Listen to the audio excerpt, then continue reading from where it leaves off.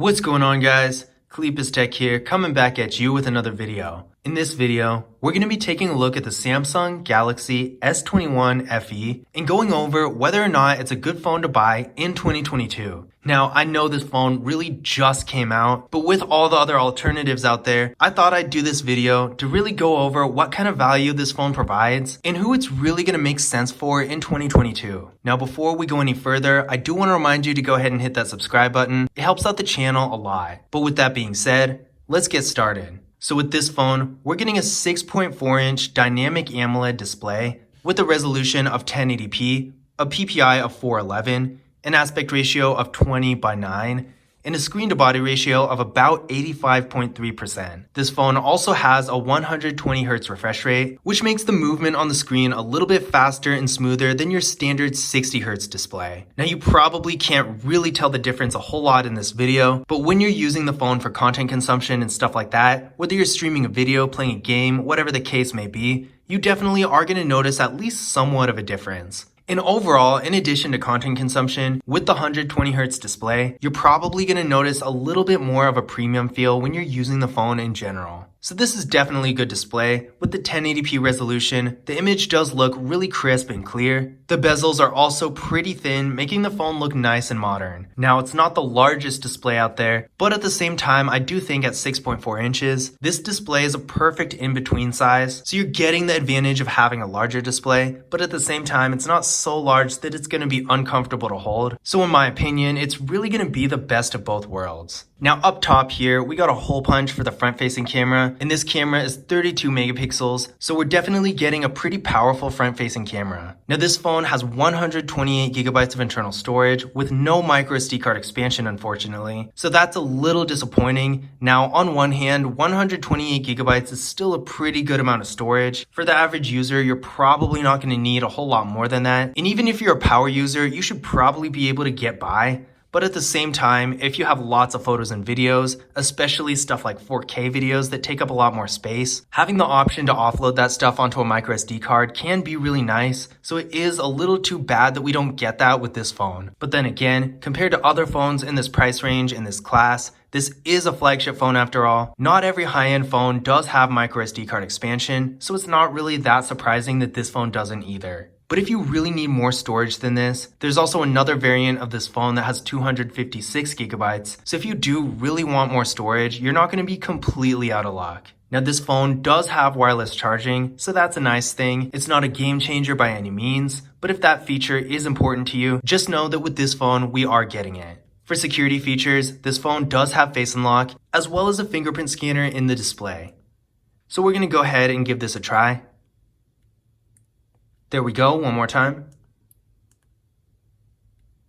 And as you can see, it's real fast and responsive. And I've always liked the in-display fingerprint scanners just because it makes a phone look and feel a little bit more premium. But overall, with both the fingerprint scanner and Face Unlock, this phone is super convenient to unlock, so I have no complaints there. Now taking a look at the rear camera setup here, we got a triple camera with a 12 megapixel main camera, an 8 megapixel telephoto lens, and a 12 megapixel ultra-wide camera. So it's definitely a real nice setup here. To give you an idea of what this camera setup can do, here's a few photos taken with the main camera. So as you can see, these are some real high quality photos. I have really no complaints here.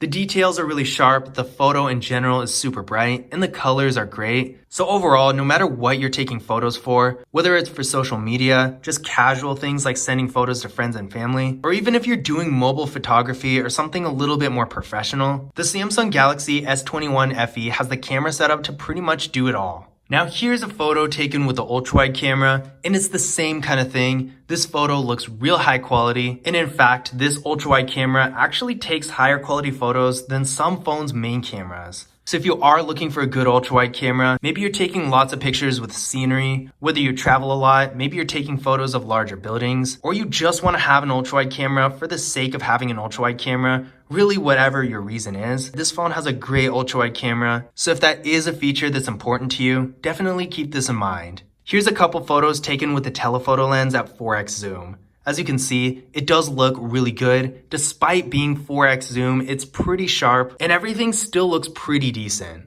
Now this photo was taken with the telephoto lens at 10x zoom. Now obviously this is a little bit grainy, but for 10x zoom, I would definitely say it's pretty decent. This is a photo taken with portrait mode. Again, really high quality, just like the main camera, and the background is perfectly blurred, pretty much just what you would expect from a flagship phone. Now this is another photo taken with the telephoto lens at I think it was 3x zoom if not 4. So this is another thing I wanted to point out. Although this phone doesn't have a macro camera, as you can see here, you can kind of use the telephoto lens as a macro camera. Now it might not have the sharpest details compared to a macro camera on an equally high-end phone, but I would say compared to the average mid-range phone like the Samsung Galaxy A52 5G for example, that does have a macro camera, the photo taken here by the telephoto lens is actually quite a bit better. So if you do occasionally like to get those close-up detailed images, just keep in mind that you still can do that with this phone. So in general, I am really impressed with the camera setup of this phone. Not only does it have a lot of nice features, but the photos themselves are really high quality and suitable for pretty much any type of purpose. Now for video, we get a max quality in both the rear and front cameras of 4K at 60 frames per second. So if you want to take some real high quality videos, again, this phone is going to be a good option. Now internally, with the Samsung Galaxy S21 FE, we're getting 6GB of RAM with the Qualcomm Snapdragon 888 5G processor. Once again, keep in mind there's another variant of this phone out there that has 8GB of RAM instead of 6, but this specific phone in my hand does have 6GB of RAM. Now with that being said, I did run a Geekbench 5 benchmark test on the phone, and it came back with a single core score of 1081 and a multi-core score of 3227. Now what I recommend is running a Geekbench 5 benchmark test on your current device and comparing the scores to these to see whether or not this phone would be an upgrade. Now there are not a whole lot of phones out there with more processing power than this, but if you're coming from say an iPhone or something like that, or maybe a OnePlus phone or an older Samsung Galaxy S model, then it might be a little bit more ambiguous than if you're coming from say a Samsung Galaxy A52 5G. So regardless of your situation, I would recommend running the test on your current phone and comparing it to this because by themselves, these scores don't really mean a whole lot unless you have something to compare them to. But with that being said, I have been using this phone quite a bit since I got it, and I haven't had any performance issues at all. I've been doing lots of web browsing, social media stuff, and then playing a game or two as well, and everything's run really smoothly. I have no complaints. So whether you're doing more moderate activities or higher end activities like gaming and video editing, if you're going to be on your phone a lot, if you're more of a power user, I do think this phone is going to be a great option for you. Now for the battery with this phone, we're getting a 4500 milliamp hour battery that supports 25 watt fast charging. So this is definitely a pretty nice sized battery, although keep in mind, this phone wasn't designed for battery efficiency. So although it does have a pretty big battery, it also has a lot of features like a really strong processor, 120Hz display, and lots of other things that really are going to consume a lot of power. So it's kind of going to even itself out. You're not going to get bad battery life. It's definitely going to last throughout the day. But at the same time, don't expect it to be something like a Motorola Moto G Power type of phone where it lasts for multiple days. But overall, again, I don't think the battery life is going to be bad, just not quite as great as the battery size might imply. In addition to the battery size itself, the fast charging is definitely a nice feature as well, going up to 25 watts. So if you have a really powerful fast charger, you're going to be able to charge up your phone in no time. So if you don't have a whole lot of time to wait around for your phone to charge up, that's always a nice thing. Now this phone does currently have Android 12, and considering that it's a higher end Samsung phone, I imagine it'll get updates pretty frequently when they become available and be supported for quite some time. So of course, if getting the latest updates as they're released is important to you, this phone is going to be among the better options out there. This phone also has NFC as well as IP68 dust and water resistance, so for sure some pretty nice features to have. But now that we've gone over some of this phone's specs and features, let's take a closer look at the device itself. So on the left side here, not really a whole lot going on. On the bottom here, we got the slot for the SIM card, the microphone, a USB-C port, and the speaker. On the right side here, we got the power key, volume down, volume up. On the top of the phone, we got the noise canceling microphone. On the back, we got our camera setup, our flash, Samsung logo down here. The back is made of a pretty nice matte finish. It doesn't really show fingerprints that much, but in certain lighting, you can see them a little. Overall, the phone has a nice slim design and it definitely isn't too bulky. Now, despite the phone looking pretty high-end and modern, I will say it doesn't really feel the most premium, it doesn't have a ton of weight to it, and there's not a whole lot of metal either. So compared to something like an iPhone 13, I definitely think the iPhone 13, despite being a smaller phone than this, does have a little bit more weight and feels a lot more premium. Now that's not really too surprising since this phone, despite being a flagship phone, is really the entry level of the flagship phones from Samsung. So it's of course not going to be the most premium thing out there, but if you're expecting it to feel like a Samsung Galaxy S22 Ultra, you are going to be a little disappointed because again, despite being a flagship phone, this is really one of the more affordable flagship phones, so it's not going to have quite all the bells and whistles there.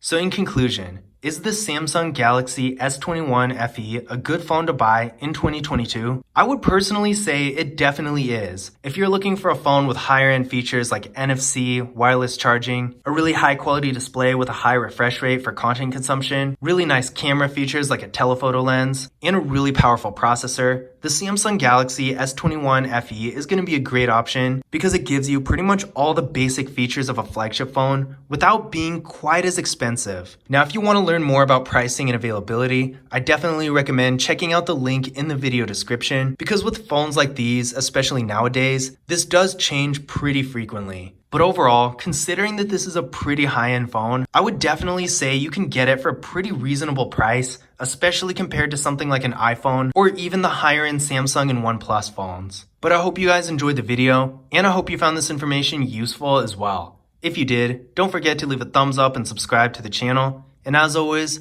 I will see you in the next video.